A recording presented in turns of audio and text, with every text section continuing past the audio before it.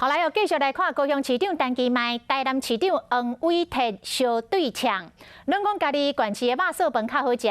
市长黄伟哲抢一步升，举办着台南肉燥节，11月21先来举办市内赛，12月则阁邀请其他县市做伙来参加肉燥饭的嘉年华，要来证明台南才是美食的帝国。那高雄市私人吴书店11月27就要来选出高雄10大肉燥饭的店家。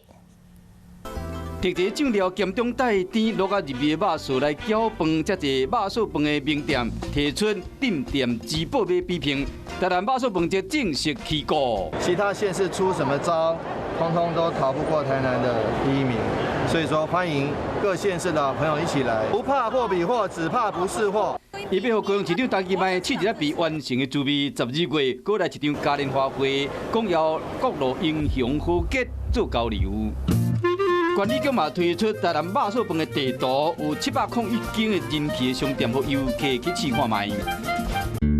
虽然台南早一步，不过高雄嘛不甘示弱，私人唔输阵。观光局嘛表示讲，打算伫11月27进行成果发表会，选出10大肉燥饭店。因为高雄市长陈其迈一句台南肉燥饭真普通，点燃美食的君主之争，意外为2碗肉燥饭引出2次的美食战。